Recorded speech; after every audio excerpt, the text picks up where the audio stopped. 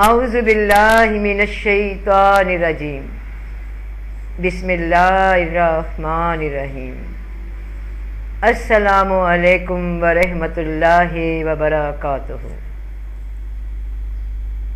کہتے ہیں، سنتے ہیں کہ ہم محدود انسان ہیں، اپنے خاکے میں، اپنے دائروں میں، اپنی حدود میں قید، محدود انسان۔ اس پہ پھر رب پاک کا فرمان کہ میں زمین پہ خلافت دینے والا ہوں، انسان کو اختیار دینے والا ہوں۔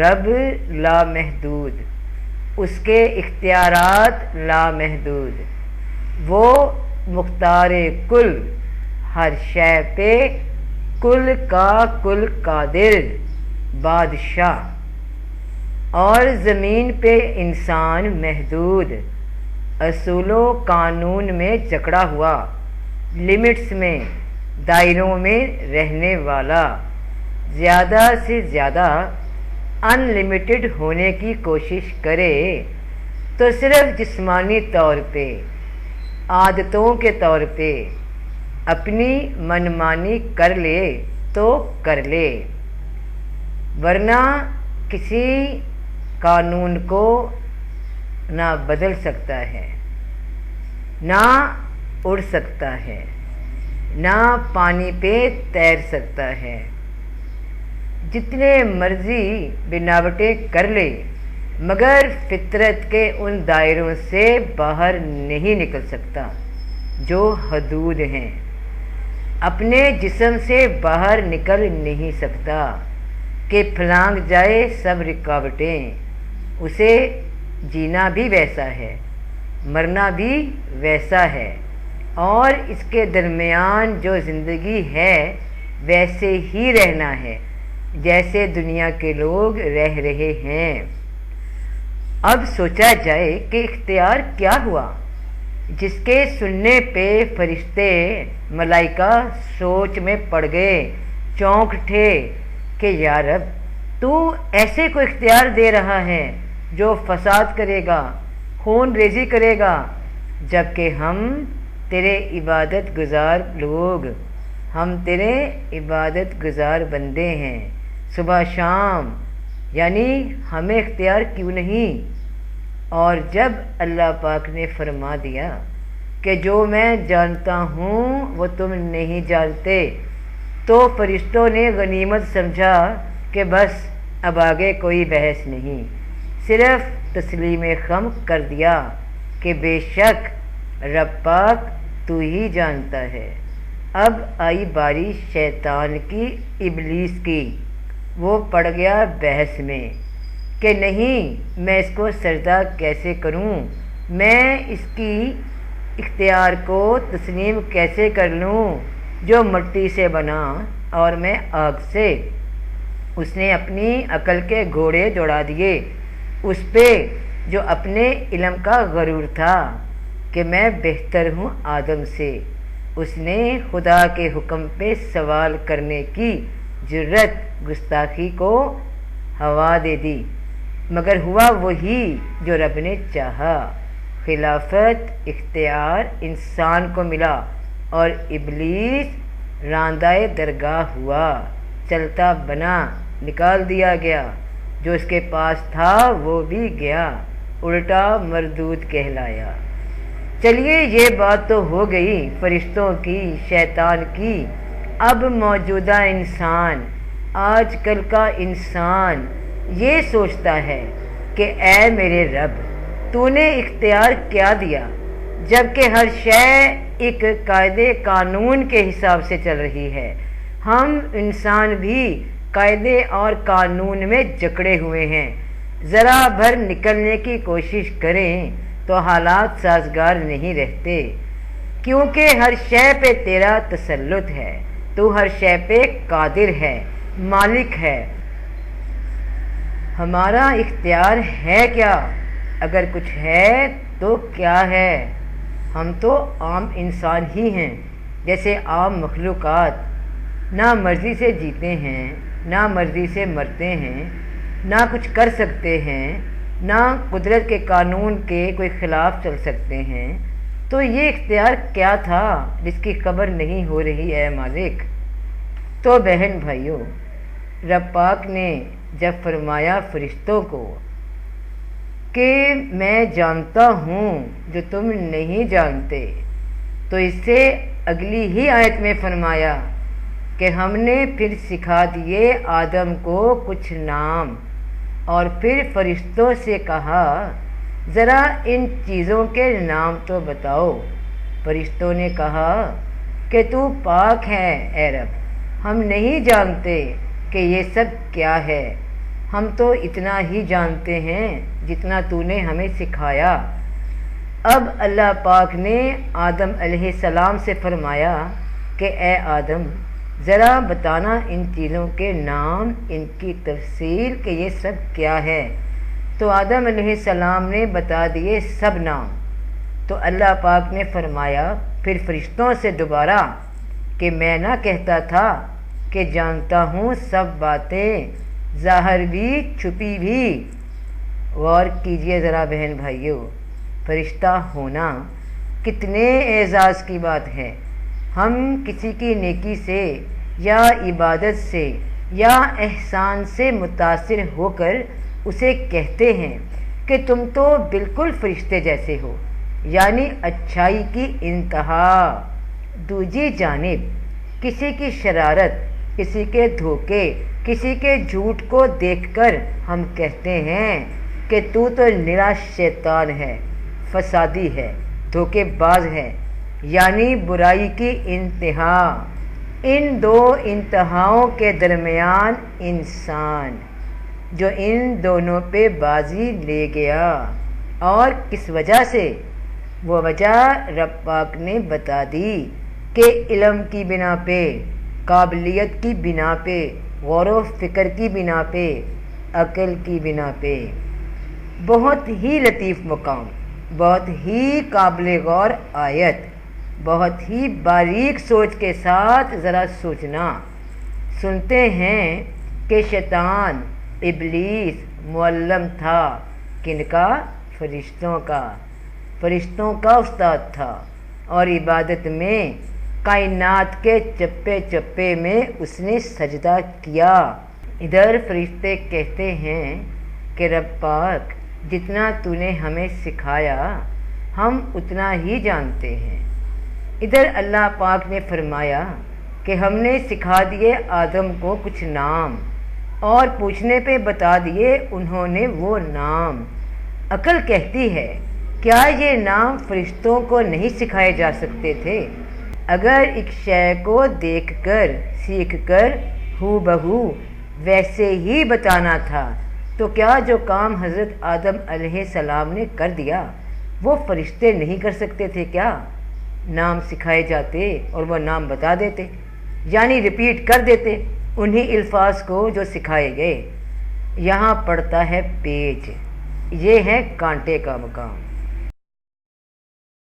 तख्लीक हुई, उसके रमूज़ो औकाफ तख्लीक हुए, उसको इस्तेमाल करने की पेचीदगियाँ तख्लीक हुईं।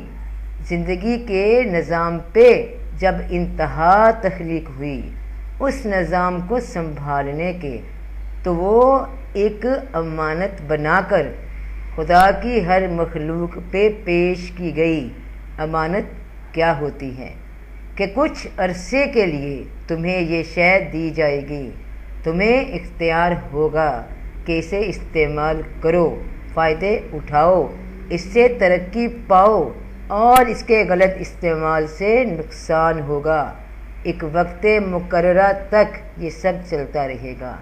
ये अमानत पहाड़ों पे, आसमानों पे, ज़मीनों पे पेश की गई, सब पे पेश की गई कि कौन है इसका अहल। तो इंसान बोला कि मैं करूँगा ये काम। आगे बढ़कर उसने हाथ खड़ा कर दिया इस मजमे में। यहाँ ये सिलेक्शन हो गई, ये मरहला ख़त्म हुआ, डिसीजन हुआ कि इंसान को इख्तियार दिया जा रहा है इस अमानत के इस्तेमाल का। اب سلیکشن تو ہو گئی، اعلان بھی ہو گیا، فرشتوں نے بھی پوچھ لیا کہ ایسا کیوں، اور اللہ کا جواب سن کر کہ میں جانتا ہوں سب چھپی اور ظاہر بات، فرشتے خاموش ہو گئے۔ اور پھر مزید تسلی کے لیے رب پاک نے کہ وہ بے انصاف نہیں، وہ حکمت والا ہے، تو اس نے مزید تسلی کے لیے یہ ثبوت بھی دکھا دیا کہ لو یہ چیزیں ہیں، ذرا ان کے نام تو بتاؤ۔ یہاں غور کرنا بہن بھائیوں، صرف چیزوں کے نام ہی نہیں، ان کے کام، ان کا استعمال، ان سے فائدے نقصان، سب کچھ۔ فرشتے بولے کہ ہم نہیں جانتے، بس اتنا ہی جانتے ہیں جتنا تو نے سکھا دیا۔ اور آدم علیہ السلام کو جو رب پاک نے سکھایا وہ اس سے بھی زیادہ بتا گئے۔ کس بنا پہ؟ اسی عقل کی بنا پہ، علم کی بنا پہ۔ یہ اختیار انسان کو ملا علم کی بنا پہ، انسان کو یہ خوبی عطا کی گئی بیان کی، جس کا ذکر فرمایا گیا سورہ رحمان میں بھی کہ انسان کو بیان کی خوبی دی گئی، بات کرنے کی، علم کو بیان کرنے کی۔ اور یہ بیان کرنا صرف اتنا ہی نہیں کہ صرف منہ سے جملے ادا کر دیے جائیں، بیان سے مراد ہے کہ علم کو عمل میں بھی لایا جا سکے۔ فرشتے نام نہیں بتا سکے، بیان نہیں بتا سکے، علم نہیں بتا سکے کہ ان چیزوں کو استعمال کیسے کرنا ہے، ان پہ عمل کیسے ہونا ہے۔ وہ صرف اتنا جانتے تھے کہ یہ شے پڑی ہے، جتنا رب نے سکھا دیا۔ لیکن آدم علیہ السلام نے یہ بات سن کر کہ یہ شے پڑی ہے، یہ شے موجود ہے، تو اب بتاؤ کہ یہ کیا ہے۔ تو سب اپنی عقل کے ساتھ رب پاک کو بتایا کہ یہ شے ہے، اس کا یہ عمل ہے، اس کو ایسے استعمال ہونا ہے۔ تو بات صرف علم کی حد تک ہوتی تو فرشتے صرف نام بتا دیتے۔ آدم علیہ السلام نے ان چیزوں کے علم کے عمل بتا دیے کہ یہ ایسے کرنا ہے۔ شیطان کے پاس علم بھی تھا، اس کے پاس عمل بھی تھا، لیکن انہی اشیاء کے بربادی کا، شر کا، آگ کا، حسد کا، غرور کا، جب اس پہ یہ غرور چھایا کہ میں اس سے بہتر ہوں، تو اس سے وہ منصب نہیں مل سکا جو انسان کو عطا ہوا۔ پھر جو اس کے پاس تھا اس علم پہ غرور بھی چھا گیا، تو پھر اس علم پہ جو غرور چھایا کہ وہ معلم ہو گیا فرشتوں کا، میں خدا کے بعد میں ہی حقدار ہوں ہر ایک شے کا، جس کا زندہ ثبوت آج دیکھ رہے ہو نا۔ بنی اسرائیل، یہ یہودی قوم جو دعوے کرتی ہے آج بھی کہ ہم ہی سب سے پسندیدہ بندے ہیں رب کے، سب سے خاص ہم ہی ہیں، کوئی ہم سے بڑھ کر نہیں، ہم لاڈلے ہیں رب کے۔ اور جب وہی نازل فرما دی گئی آخری نبی پاک صلی اللہ علیہ وآلہ وسلم پہ، تو حسد کا شکار ہو گئے۔ جس طرح حاسد ہوا شیطان وہاں حضرت آدم علیہ السلام پہ، اور کہہ دیا کہ یہ مٹی میں آگ، آج بھی یہ لوگ آگ ہیں، حسد کی آگ میں جل رہے ہیں۔ اور اللہ پاک نے قرآن میں فرما دیا ان کو مخاطب کر کے کہ اے بنی اسرائیل، میں نے تجھے فضیلت دی تھی علم کی بنا پہ، مگر تو نے اس علم کو انسانیت کے خلاف کر کے وہ منصب گوا دیا۔ جو علم تجھے دیا اس پہ تو اترایا، اس پہ تو نے غرور کیا، وہی شیطان کا عمل۔ ذرا غور کرنا جو آج یہاں لوگ کر رہے ہیں، کہانی دہرائی جا رہی ہے۔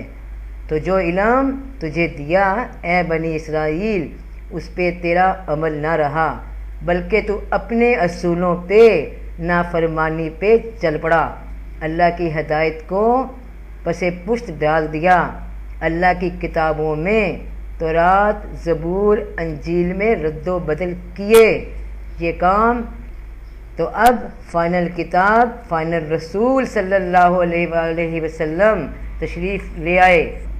نہ یہ کتاب قرآن بدلے گی، نہ رسول اللہ صلی اللہ علیہ وآلہ وسلم کے بعد کوئی نبی یا پیغمبر ہوگا۔ بات کچھ طویل ہو گئی بہن بھائیوں، تو بات ہو رہی تھی انسان کے اختیار کی۔ اس موقع پہ ایک شعر یاد آیا اکبر علی آبادی کا، جہاں ہستی ہوئی محدود لاکھوں پیچ پڑتے ہیں، جہاں ہستی ہوئی محدود لاکھوں پیچ پڑتے ہیں، عقیدے، عقل، عنصر سب کے سب آپس میں لڑتے ہیں۔ انسان اپنے جسم میں، وجود میں محدود ہے، ظاہر میں محدود ہے، یاد رکھنا ظاہر میں محدود ہے، مگر باطن میں، سوچ میں، علم میں، عمل میں محدود نہیں۔ عقل جو اسے عطا ہوئی وہ محدود نہیں، اختیار دیا گیا ہے عقل کو، دماغ کو، مائنڈ کو، ذہن کو ہے انسان کو کہ انہیں استعمال کرے۔ یہ لاکھوں کروڑوں خیالات میں سے ان خیالات کو چنا جائے جو صلاحیت بڑھائیں، آسانی بن سکیں، جو کام آئیں اپنے بھی اور لوگوں کے لیے بھی آسانی کے راستے بنا سکیں۔ عقل صرف اپنی ذات تک محدود ہو جائے تو شر، لالچ، خود غرضی، حسد بن کر رہ جاتی ہے، اور پھر انہی عقل جیسے محدود ذہن والے لوگ فساد کرتے ہیں۔ دماغ شیطان کا محدود تھا، خود غرض تھا، اس کی عقل اپنے حد تک تھی، اپنے لالچ تک تھی، خود غرضی تک تھی، اور فساد ایسے ہی لوگ آج کر رہے ہیں دنیا میں۔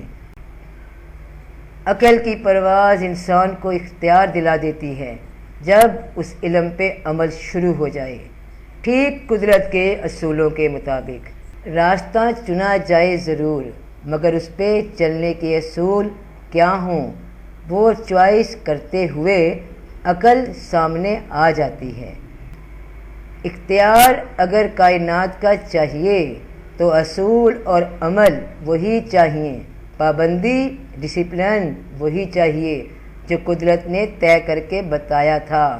یہ وہ نام حضرت آدم علیہ السلام کو بتا دیے گئے کہ یہ نام، یہ حدود، یہ سب ہیں، ان میں رہ کر جو کرنا ہے وہ کرو، ترقی پاؤ، اختیار لو۔ اللہ پاک نے نام بتا دیے تھے، اب عمل کرنا ہے تو اس پہ ویسے ہی رہنا ہوگا تو پاؤ گے مقصد۔ اور اگر اپنے عقل کے گھوڑے دوڑائے تو منصب رہ جائے گا راندہ درگاہ کا، نہ ادھر کے رہے نہ ادھر کے رہے، اور ایوارڈ ملے گا ملعون کا۔ عقل کے ناقص استعمال پہ نتیجے ضائع ہو جاتے ہیں، اعمال ضائع ہو جاتے ہیں، اور اسی عقل کے صحیح استعمال پہ انسان کو اختیار دیے جاتے ہیں، دنیا کے بھی اور دین کے بھی، جتنا رب چاہے، جتنا وہ فضل فرما دے، اختیار دیے جاتے ہیں۔ تو سب کا بھلا، سب کی خیر، جیتے رہیے بہن بھائیوں، فی امان اللہ۔